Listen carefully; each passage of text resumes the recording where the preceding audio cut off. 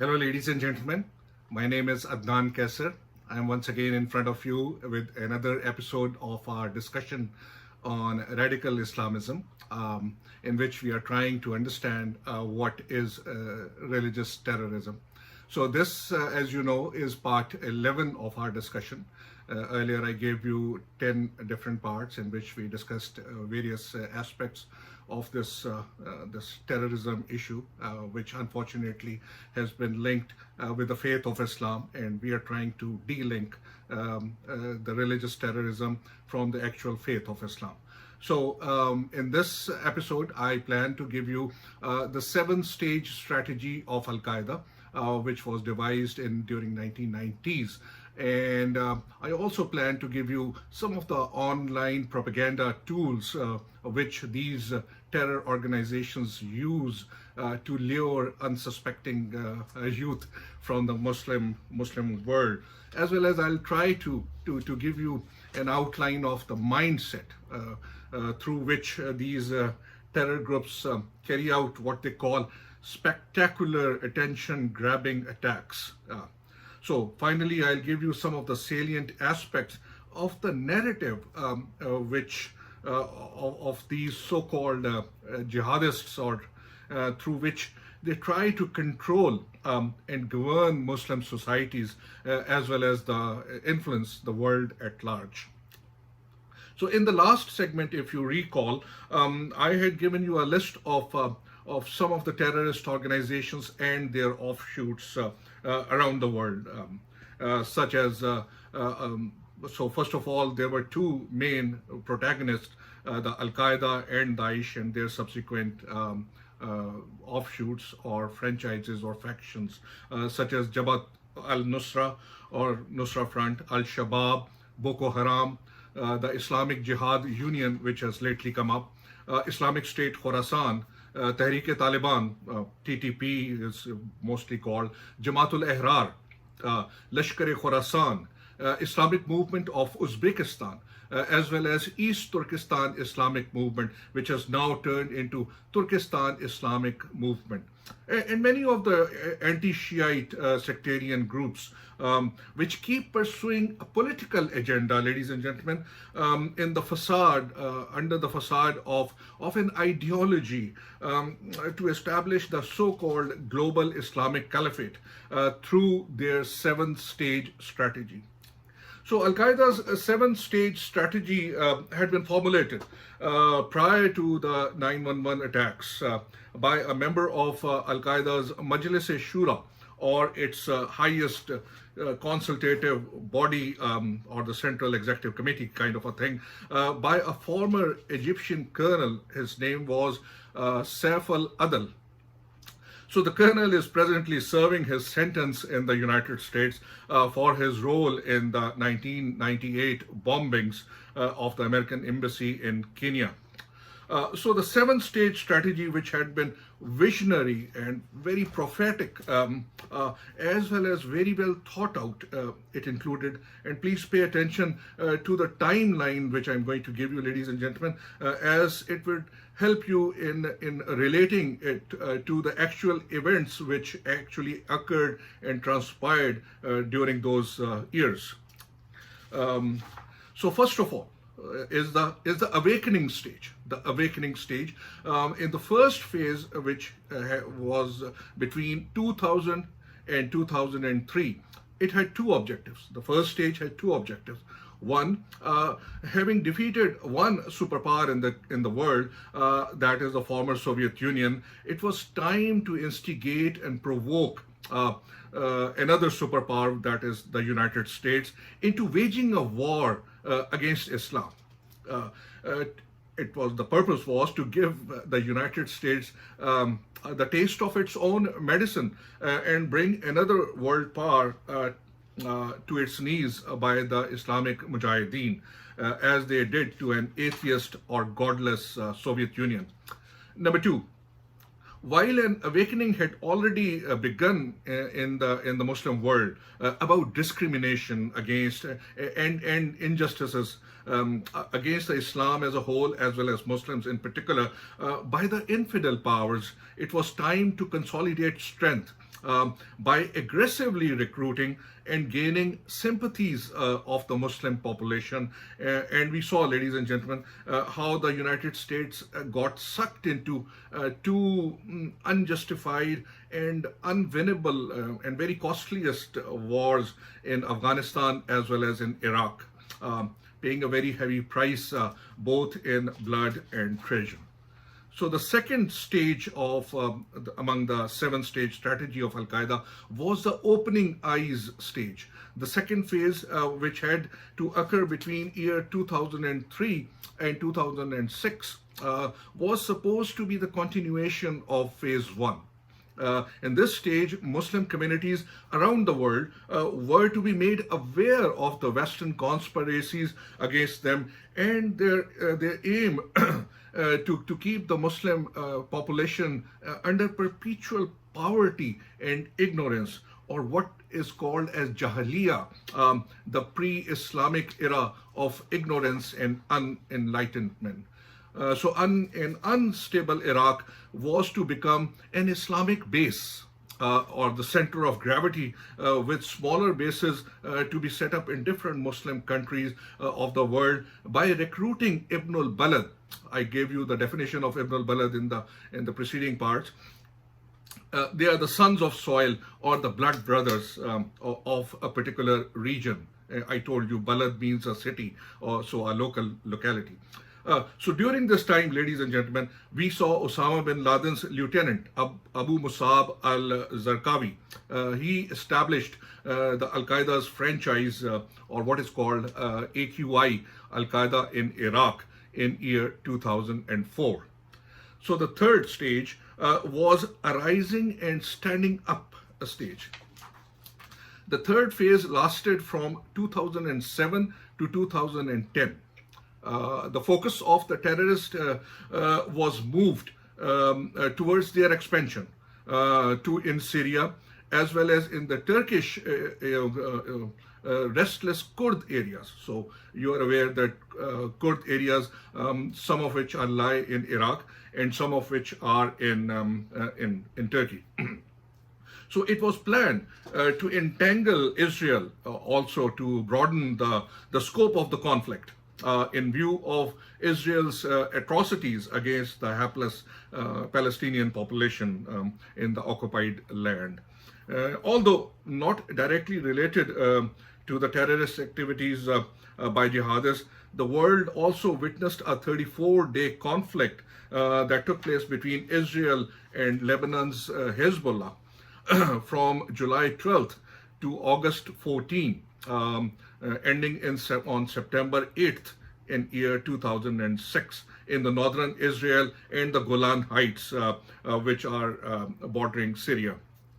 So the Islamic radical fighters during this time became more sophisticated in their terror techniques, such as the use of improvised or vehicular explosive devices.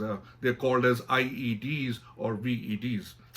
So besides also consolidating their bases and expand their areas of operation or terror activities. In this time period,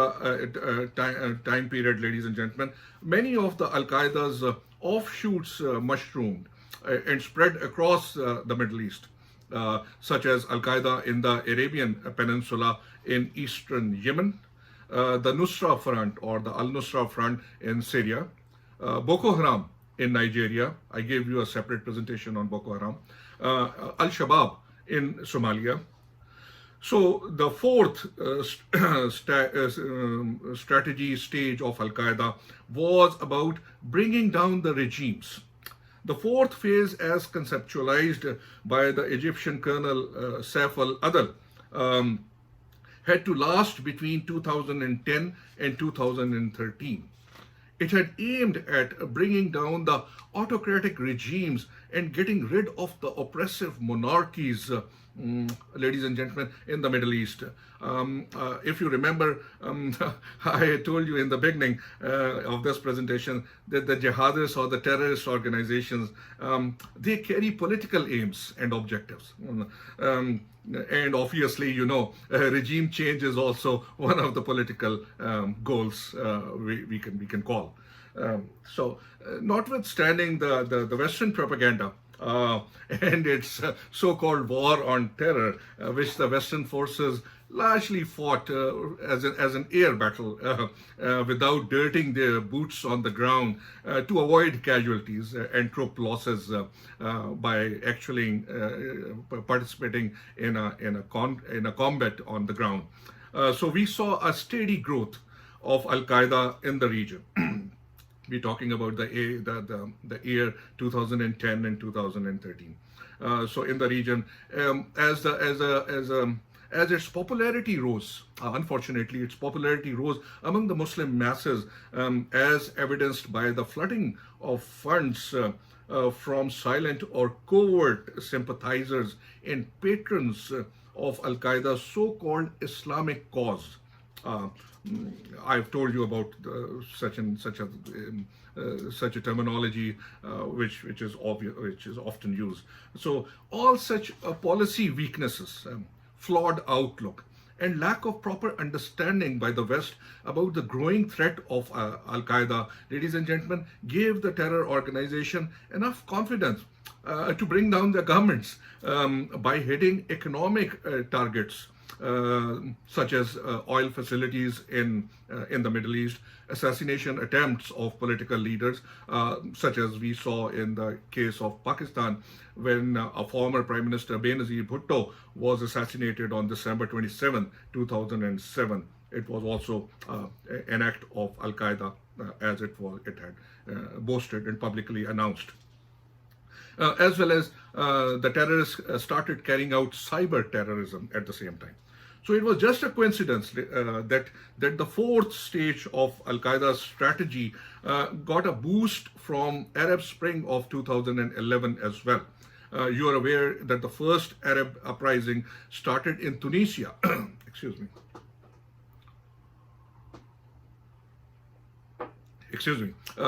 So when a street vendor named Muhammad Bou Azizi, he set himself on fire to protest against the heavy-handedness of police in December 2010. So the protest movement turned into a so-called Jasmine Revolution in Tunisia. It forced the president, Tunisian president, a very authoritarian president, Zainul Abidin bin Ali, to abdicate his iron-fisted rule of the past 23 years and flee to Saudi Arabia on January 14, 2011. However, Arab Spring's bushfire to neighboring countries like Libya, Egypt, Yemen, Bahrain, and Syria brought violence and political unrest, toppling many of the regimes, while stirring riots, civil wars, and insurgencies in these countries. We saw Syria still as having caught up. Syria as well as in Libya are caught up in civil wars. So whether or not Arab Spring had any connection to Al-Qaeda's 7-stage strategy of bringing down the Arab regimes, ladies and gentlemen, Arab Spring's slogan remained Ash-Shab Yurid Iskat An-Nizam, meaning people want to bring down the regime. So this was the slogan of Arab Spring. So the fifth stage was envisaged as a declaration of a caliphate. The fifth phase would have arrived somewhere between 2013 and 2015. When a true Islamic state or a caliphate would be properly announced to the world, declaring to the world that an Islamic order has been introduced, which aims to, number one, protect and safeguard the Muslims from exploitation by the West, as well as its propped up autocratic regimes in the Middle East. Number two, to establish the faith in its most puritanical form, as practiced by Holy Prophet, may peace be upon him, his successors, who are called as Tabayun, and the immediate descendants of those successors known as Tabayun. Number 3, to spread the message of Islam in all the four corners of the world. It was assumed that by that time the Western influence would have weakened too much to stop meddling into the affairs of the Muslim world, and as well as the state of Israel would also have been so much caught up in different affairs or weakened so as not to pose any threat or challenge to this rising Muslim caliphate in the Middle East. Coincidentally, corresponding to the same time period, I'm talking about 2013 to 2015, in this fifth stage, Abu Bakr al-Baghdadi, who had attached Al-Quraysh, the title of Al-Quraysh, with his name to establish his kunniyat, or the lineage, or the hereditary lineage, with the Prophet's tribe, to gain acceptance and legitimacy and recognition in the world of Islam. So he declared the establishment of a so-called Islamic State in Iraq, or the Islamic Caliphate, on June 29, 2014. So the sixth stage was about absolute confrontation. Absolute confrontation. In the sixth phase, Al-Qaeda's forefather had envisioned an all-out war to be broken out between the believers on one side, as well as the heretics, or who Al-Qaeda had declared apostates. So these forces, supported by the infidels and Western imperial powers, would fight against the Islamic Caliphate from 2016 onwards. And you had seen, ladies and gentlemen, that for not allowing these terrorist groups to run riot and play foul with the world peace and security, the international community got together and formed a global coalition against Daesh in September 2014, with an aim to degrade and ultimately defeat Daesh, the so-called Islamic State. The coalition's 81 member countries remained committed to dismantle Daesh networks and counter its global proliferation and terror ambitions around the world. Beyond the military campaign in Iraq and Syria, the international coalition, number one, it tackled Daesh finances and economic infrastructure, which gave boost to its funding.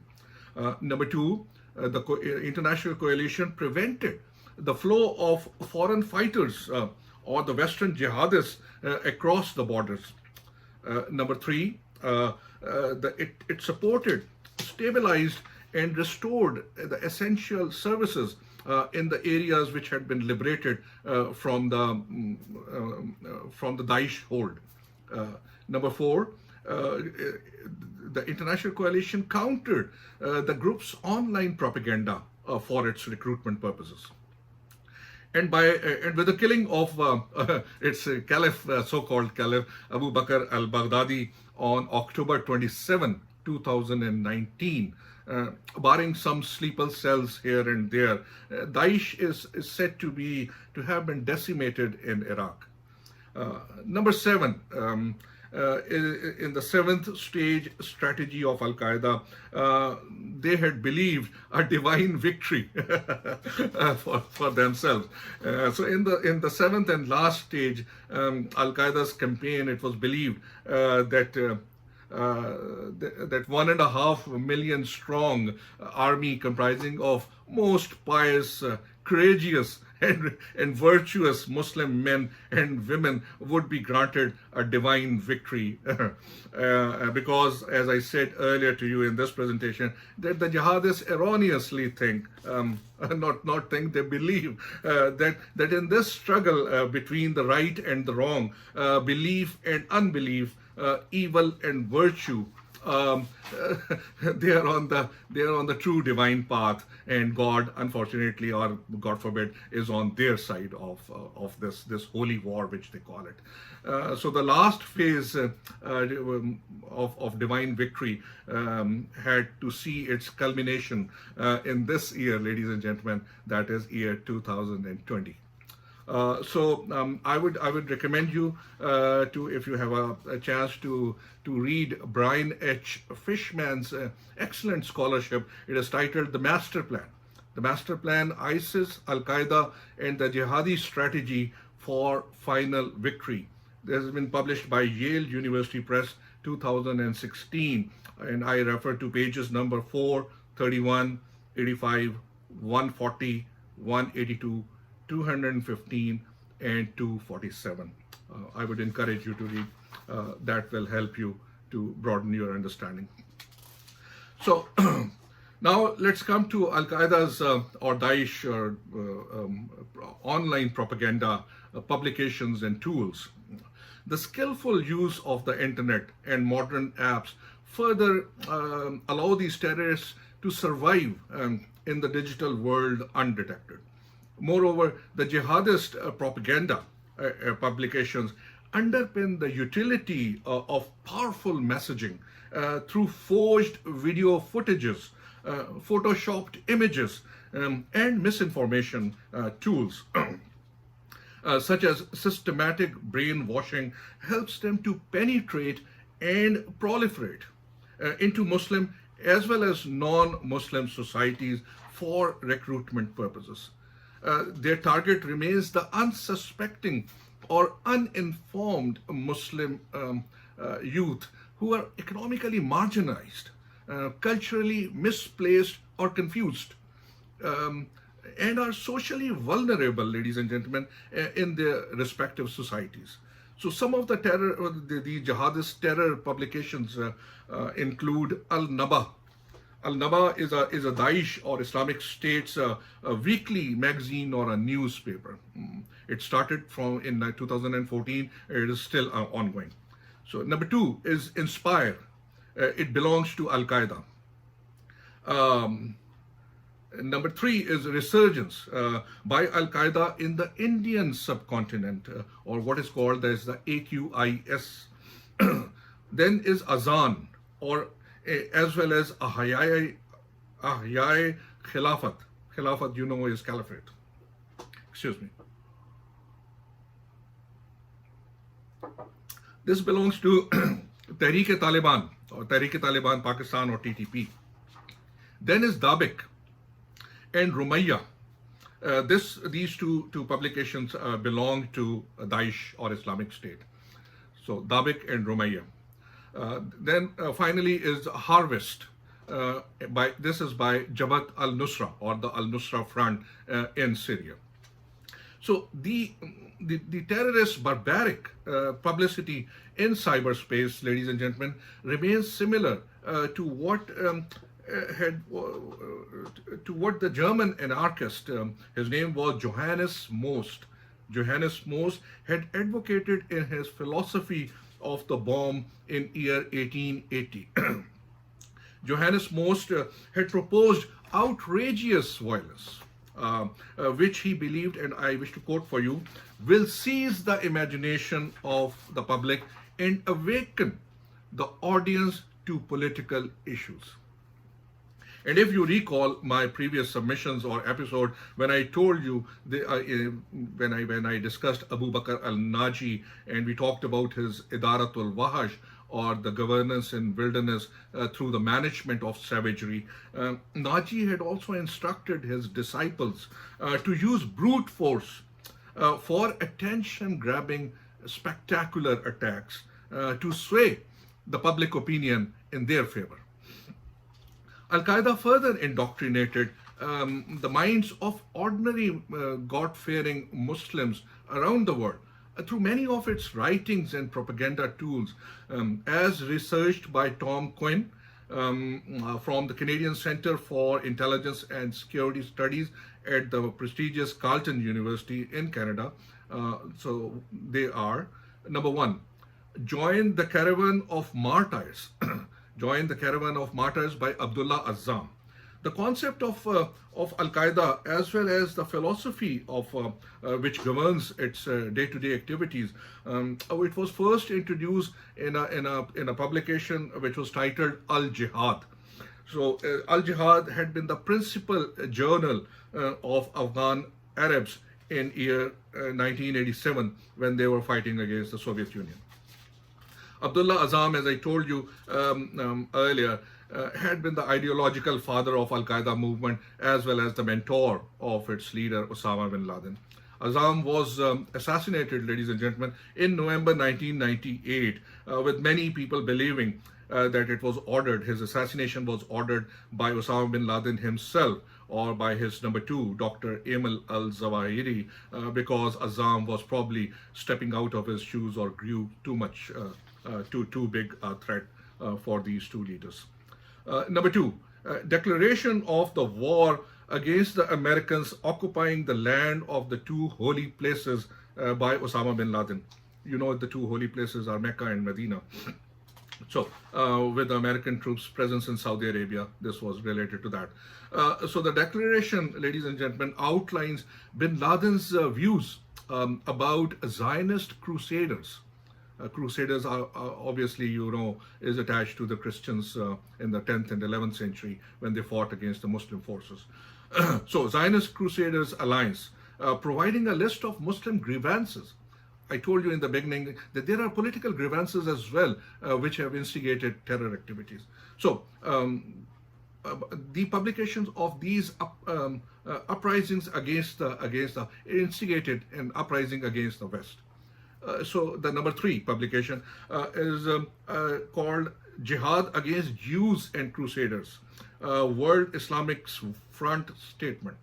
Jihad Against Jews and Crusaders, World Islamic Front Statement, dated February 23rd, 1998, by Osama bin Laden and Dr. Emil al-Zawahiri, Amir of the Jihad group in Egypt, Abu Yasser Rifai Ahmed Taha, Egyptian Islamic Group, Mir Hamza, Secretary of Jamiyat-e-Ulama Pakistan, and Fazlur Rahman, who is the Amir of Jihad movement in Bangladesh.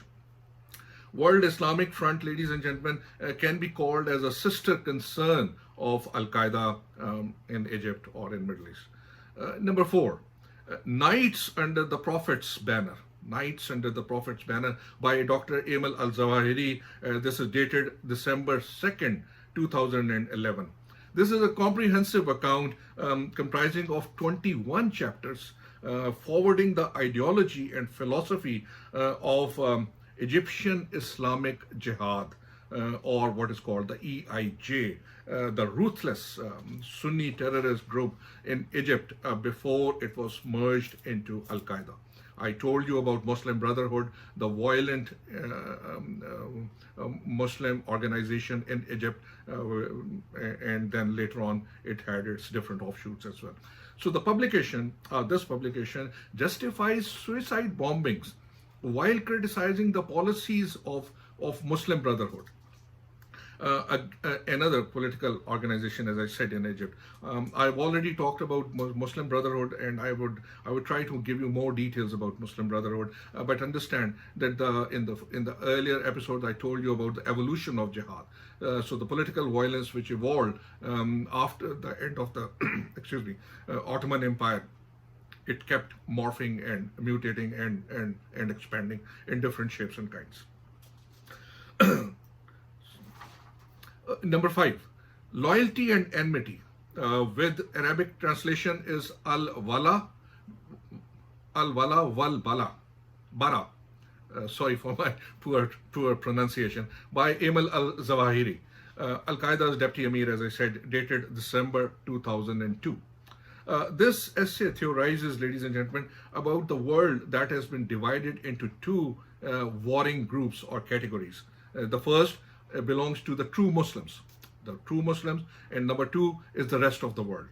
So according to this publication, true Muslims must always remain in a state of wala, W-A-L-A, or being loyal to the faith as well as to their faith followers.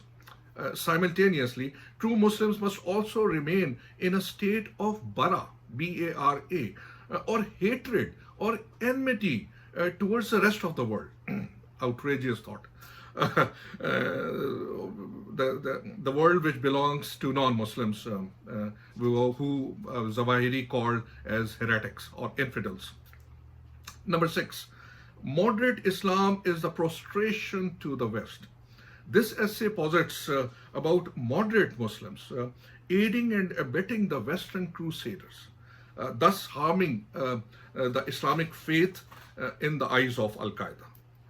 This publication also discusses the obligation of the so-called offensive jihad on Muslims, finding its justification in cherry-picked Quranic verses and the ahadith or the sayings of Prophet Muhammad, may peace be upon him. I told you in the previous episodes about the use of Quranic verses which they twist and distort for their own political purposes, and for that a counter narrative is very much needed. We'll talk about it. So number 7 is jihad, martyrdom, and the killing of innocents.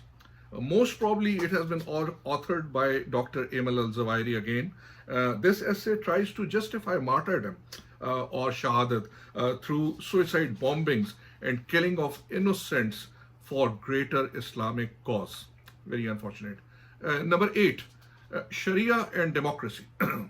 It's an extract, ladies and gentlemen, from the 1991's book titled The Bitter Harvest, The Muslim Brotherhood in 60 Years by, again, Dr. Emil al-Zawahiri. This publication repudiates the claim of Sharia law coexisting with the democratic norms and values, calling them deviant or heretic. Number 9, the call to jihad, the call to global Islamic resistance or jihad. I mentioned about this treatise earlier, ladies and gentlemen, which had been put forward by Mustafa al-Suri in January 2005. It discusses the ideology, the strategy, the tactics, and the organizational framework for global armed struggle for the cause of Islam. Please note that later in 2009, Brinjar Lia's scholarship titled Architect for Global Jihad, The Life of Al-Qaeda Strategist Abu Musab al-Suri. It also sheds light on the thoughts and concepts of this ostensibly brilliant but evil genius lieutenant of Osama bin Laden in year 2005. So jihadist narrative.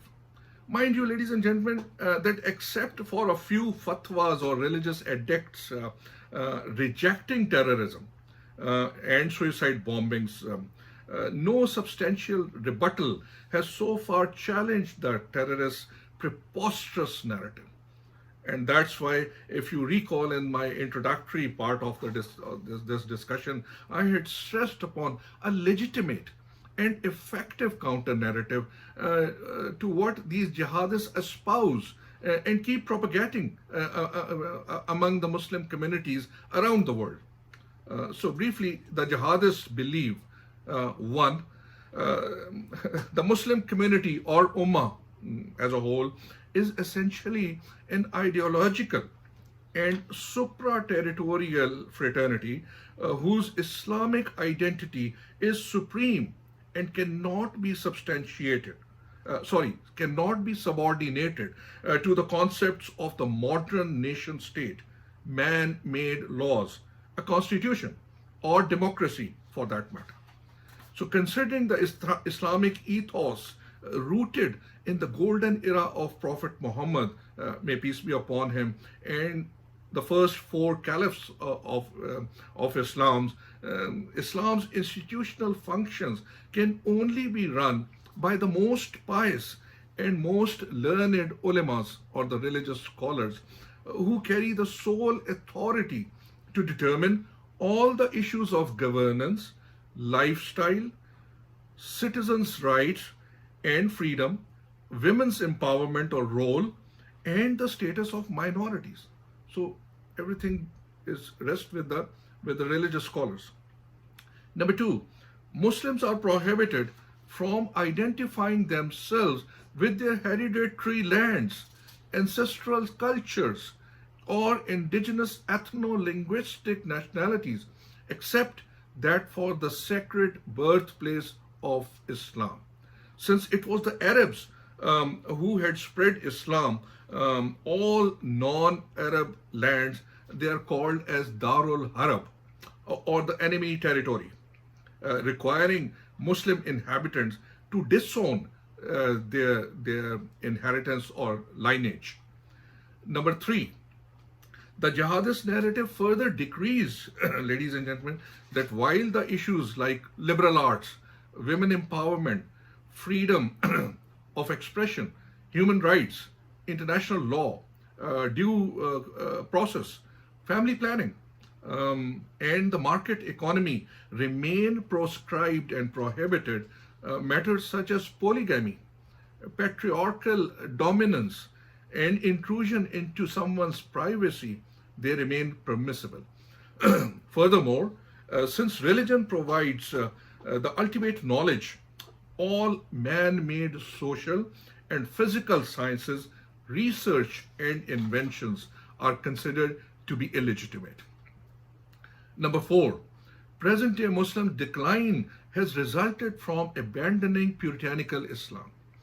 It is legitimate to carry out individual jihad and qital, what is called as mass killings.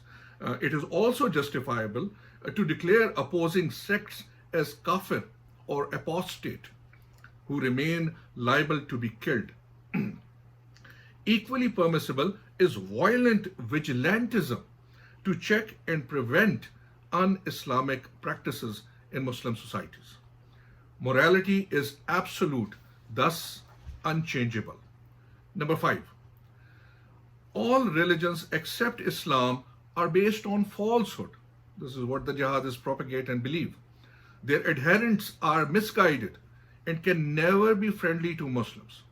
Plotting against the Ummah, the Muslim world the modern world has usurped Muslim resources. External enemies comprising of Jews, Hindus, and Christians remain the main causes of Muslims' tribulations, including Muslims' backwardness, deprivation, deviation, sectarian infighting, weaknesses, and ignorance. Finally, 911 had been a conspiracy hatched by the Jews and Christians only to malign the Muslims in the world. As I stated earlier, ladies and gentlemen, such a despicable and outrageous narrative can only be countered by the Islamic provisions of ijtihad and ijma. The definitions I gave you in the earlier episodes about scholarly discourses and consensus explicitly denouncing extremism and terrorism in the most harshest manner. At the same time, ladies and gentlemen, there is a dire need for a dialogue among civilizations to promote mutual understanding and interfaith harmony. There had been two efforts, however, lately. Number one had been the Marrakesh Declaration. The Marrakesh Declaration is a statement that came out in the Kingdom of Morocco in January 2016. The declaration that had been supported by Muslim rulers as well as religious scholars defended the rights of minorities in predominantly Muslim countries facing terror attacks. Number two was the Jordan's Common Word initiative in April 2018. However, both events, ladies and gentlemen, unfortunately turned out to be uninspiring and politically motivated. They proved that moderate Islam cannot be promoted through selective publicity stunts by these tyrannical and dictatorial regimes in the Middle East. Because as I had been lamenting all along in this presentation, these oppressive monarchies remain part of the problem rather than becoming part of the solution for this world peace and harmony. So in their effort just to survive in power, as I mentioned earlier, these autocratic regimes keep targeting their political opponents. They frighten the world only to attract continued Western support and backing at the cost of their repressed Muslim population and masses. And you cannot fight terror, ladies and gentlemen, with these dichotomies and discrepancies in the Muslim world. With these, ladies and gentlemen, I conclude part 11 of our discussion on radical Islamism. I may be going a little fast, I admit, but this had been a long episode and I wanted to bring it within 30 minutes. So this is part 11 of our discussion on radical Islamism. I will return with part 12 to share with you the end of the chapter of Abu Bakr al-Baghdadi, who was the so-called leader of or the Caliph of Islamic State in Iraq. And until then, grant leave to Adnan Qaiser.